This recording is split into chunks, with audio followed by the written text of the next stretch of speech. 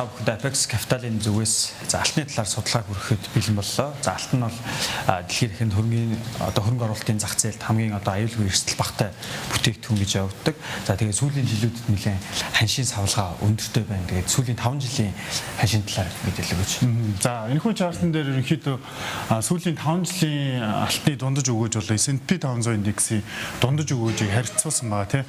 За S&P 500 гэдэг бол Америкийн ерөнхийдөө хөрөнгөний зах зээлийн жишг индексээр олон улстай бол хүлээн зөвшөөрөгдсөн хөрөнгө оруулагчд бол S&P 500 индексээс давсан өгөөжтэй ажиллаж байвал ерөнхийдөө өндөр өгөөж авлаа гэж тооцогддог. За гэтэл яг сүүлийн 5 жилийн хугацаанд алт өөрөө 160 гаруй хувиар өссөн. Тэгэхээр жилийн дундаж өсөлт бол нэг 30 гаруй хувьтай байгаа тийм. Тэгэхээр эндээс харагдж байгаа 2024 оноос хойш алтны өсөлт бүр огцом. Сүүлийн жилүүдэд бол ингээд өдөр ирэхтсэн бол all time high буюу бүх цаг үеийнхээ дээд ханшиг шинжилээд явж байна. За тэгээд жилийн дундаж өсөлт бол 30%-тай. Тэгээд эдгээр өсөлтүүд яг юунаас болоод гарч байгаа вэ гэхээр мэдээж геополитикийн эрсдэлтэй хүчин зүйл, эдийн засгийн хямрал, тодорхойгүй байдлууд, зэрэг хүчин зүйлүүдээс болоод хөрөнгө оруулагчдын хамгийн их хөрөнгө оруулж байгаа бүтээгдэхүүн бол шар металл буюу алт болчиход байна л да. За энэ дээр болохоор алтыг ерөнхийдөө эрэлтийг үүсгээд байгаа дөрвөн гол хүчин зүйл байгаа гэж авч үзэж байгаа. За энэ дээр үн тэтгэл орж ийн. За технологи технологи томд хөрөнгө бүтээгдэхүүн юу гэдэг тэднэрт ашиглагдж байгаа юмуд орж ийн. За дээр нь хөрөнгө оруулалт аж ахуйн нэгжүүд бол иргэдийн хөрөнгө оруулалт. За тэгээд нэмэгдээд төв банкны нөөц гэсэн дөрвөн гол орж ийн.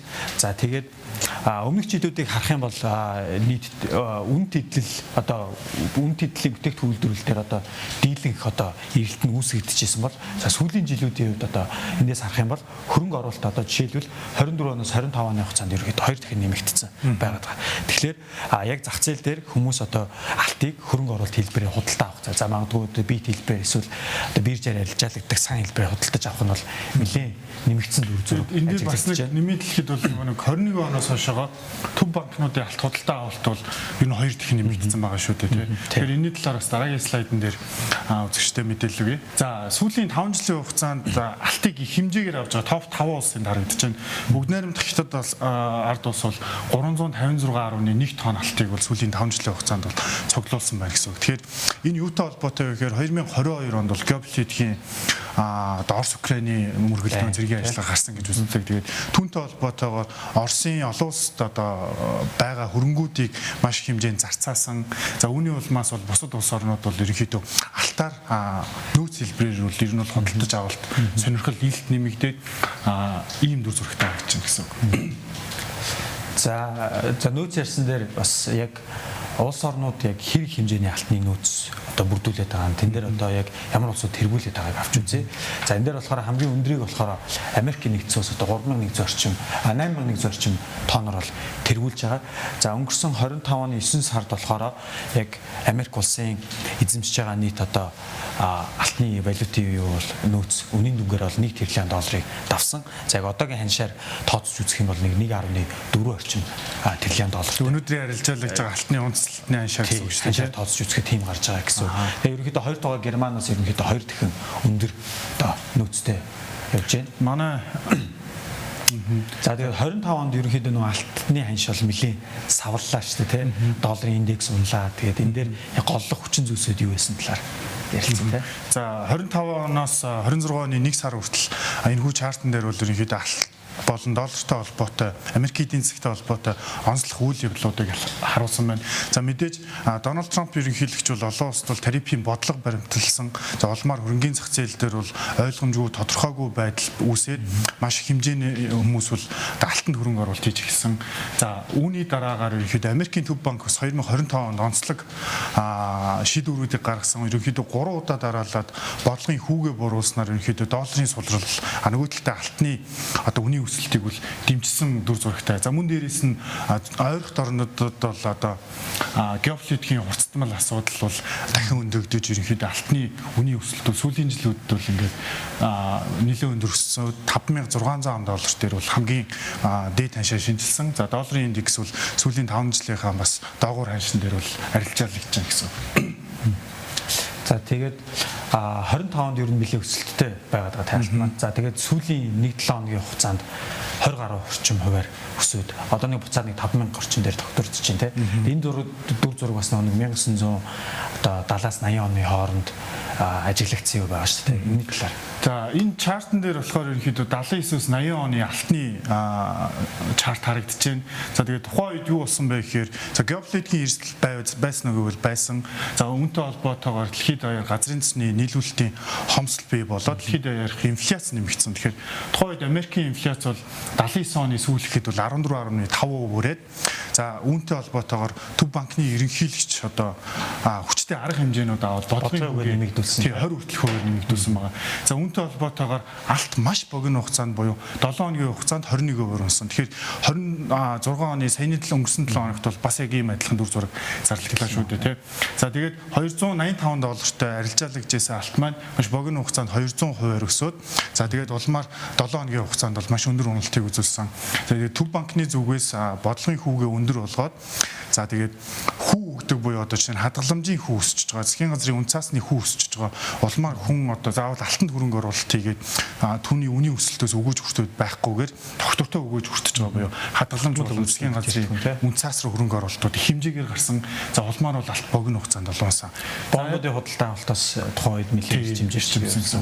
За дараагийн слайдн дээр болохоор 2023-аас 26 оны хооронд алтны ханш бас яг энэ өмнөх слайдтай адилхан 200%-аар өөрчлөгдсөн. За тэгээд сүүлийн 7 хоногт бол бас 21% унсан.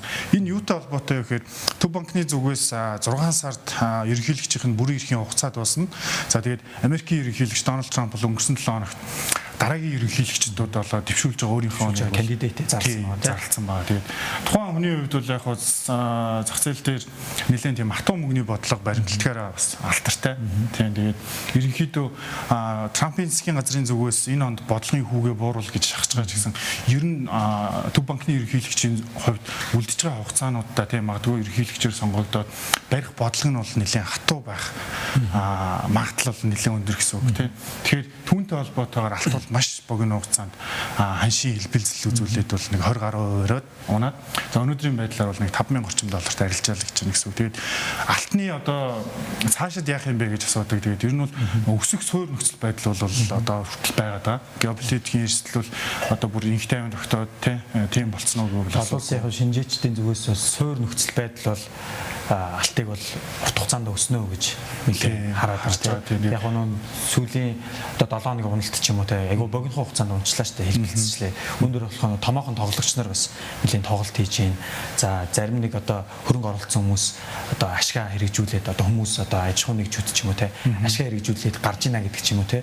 Тиймэрхүү бас арга захиалгууд бас нэмэгдэж байгаа гэсэн тийм мэдээлэлтэй байгаа. Тий одоо жишээ нь 24 онд хэрвээ алтанд хөрөнгө оруулалт хийчихэд 26 оны энэ одоо өндөр түвшин дээр алтадаа зараад ашгаа хэрэгжүүлэх те үүнийг дагаад маш хэмжээний нийлүүлэлтүүд орж ирээд зах зээлүүд ирэх паникийн хэлбэрт орж ирээд тэгээ ер нь бол одоо эндээс бас үний хувьд бол нөгөө цэвэрлэгээ явагдсан гэж бол хэрэлж болохоор байгаа. За тэгээд хөрөнгө оруулагчид одоо харилцагчид одоо бас сонирхож байгаа бол нөгөө алтанд яаж хөрөнгө оруулах юм бэ те бие хэлбэрээр одоо аваад одоо хадгалаадах юм уу гэж гултмай хэлбэрээр аваад бодсон доогораад асуултууд бол нэлийн байдаг. За ерөнхийдөө хамгийн одоо хялбар бөгөөд одоо шимтгэл зардал багтай эрсдэл багтай нөгөө талд одоо хадгалалтын зардал энэтэр гэсэн байхгүй зүйл бол ерөнхийдөө яг хөрөнгөний зах зээл дээрээс одоо алтыг дагсан одоо бүтээгдэхүүнүүд хөрөнгө оруулах. За энэ дээр болохоор за ETF-д харагдж байна. Exchange Traded Fund гэдэг ерөнхийдөө биржээр арилжаалагдаг сангийн юуг явж байгаа. За энэ дээр та хөрөнгө оруулалт хийснээр тухайн сан нь болохоор цаашаага 100% алтны алтанд одоо хөрөнгө оруулалт хийждэг. Тэгэхээр алт яаж хөдлөн тэрийгээ дагаад бирж дээр ханшин хөдлөөд явна гэсэн үг байна. Тэгэхээр одоо дурын одоо үнцаасны компани брокер за магадгүй манай Apex Capital-аар дамжуулаад дансаа нэгээд шууд энэ ETF-үүдийг худалдаа авах боломжтой байдаг. Алт унахад унна, өсгөр дагаж өснө гэсэн л ерөнхий. Ер нь бол хамаарлал нэлээд өндөр гэсэн үг. Тий, хамаарлал ер нь 99-100-ийн хэдвэвтэй гээд явж байгаа. Манай Монгол ч гэсэн одоо нэг алт өсвөдөө тий голдмай хэлбэрээр авах уу гэж хөрөнгө оруулагч зарим хүмүүс бол асуудаг шүү дээ. Тэгэхээр ерөнхийдөө биржээр арилжаалагдаг санд хөрөнгө оруулалт хийгээд алтны үнийн өсөлтөөс одоо шууд өгөөж хүртэх боломжтой байдаг байгаа тий. Тэгээ яг өгөөжөөс гадна нөгөө талдаа энэ айгүй хээж хийдэг бүтээгдэхүүн тий одоо багцтай одоо зайлшгүй байлгах одоо шаардлагатай зах зээлд унаж байгаа үед одоо хувьцаанууд ч юм уу тий олон улсын зах зээл унаж байгаа үед бол алт нөгөө талдаа өсөж идэг арай эрсдэлгүй аюулгүй бүтээгдэхүүн гэдэг утгаараа. Тэгэхээр нөгөө өгөөжөөс гадна бас нөгөө багцынхаа бас эрүүл байдал дээр бас анхаарал алт худалдаа авахд бас тийм их үүрэгтэй байгаа. За дээр нь нэмээд бас за одоо Монголын хөрөнгө оруулагч нар сонирхуулах юм бол гадны зах зээлээс одоо биржээр арилжаалагдаг сангаас гадна за одоо Монголд үйл ажиллагаа явуулж байгаа Эрдэнэ ресурс гэдэг алт олборлдог компани байгаа тийм. За 25 оны одоо 2 дугаар хагас жилээс бол алтаа олборлоод эхэлсэн явж байгаа тийм компани байгаа. За ер нь ханшийн хөдөлгөөнийг нь хараад үзэх юм бол за 1 жилийн ханшийг авсан байна. За энэ хугацаанд болохоор Эрдэнэ ресурс компани хувьцаа болохоор 122%-аар өссөн байгаа. За алт нөгөө талдаа 74 орчим гэж юм. За тэгээд сүүлийн яг одоо 3-6 сарын хөдөлгөөнийг харах юм бол ерөнхийдөө нэг алтны одоо яг ханшийн хөдөлгөөнтэй ерөнхийдөө ойролцоо хөдөлгөөнүүдийг үзүүлээд явж байгаа тийм байна. Тэгэхээр Эрдэнэ ресурсын хувьцаагаар дотоодын хөрөнгөний бирж дээр арилжаалагч чинь Канад дээр арилжаалагч байгаа гэсэн. Тэгэхээр нөгөө дотоодын хөрөнгө оруулагч маань гадны зах зээл рүү орохгүй шууд биржээсээ дамжуулаад авчих. Бас тийм боломжтой байна.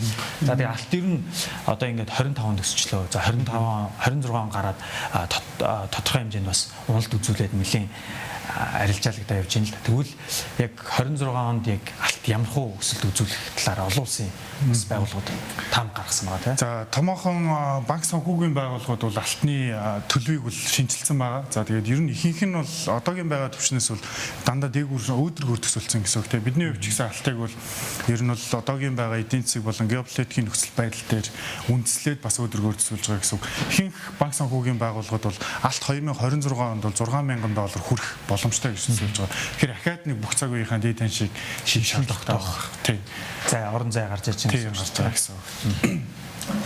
За тэгээд сүүлд нь гэж хэлэхэд яг алтанд хөрөнгө оруулах сонирхолтой одоо тий хөрөнгө оруулахаар одоо сонирхож байгаа харилцагч нар байвал Apex Capital-тай холбогдоод гадаад арилжаанд за эсвэл дотоод арилжаагаар дамжуулах одоо хөрөнгө оруулах боломжтой хувьцаа одоо ETF-ийн мэдээллийг бол авахд бол нээлттэй байгаа.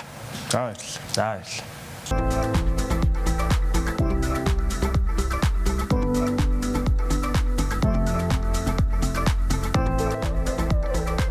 CNBC хөрөнгөний зах зээлийн буланг Apex Capital-ын хамт хүргэж байна.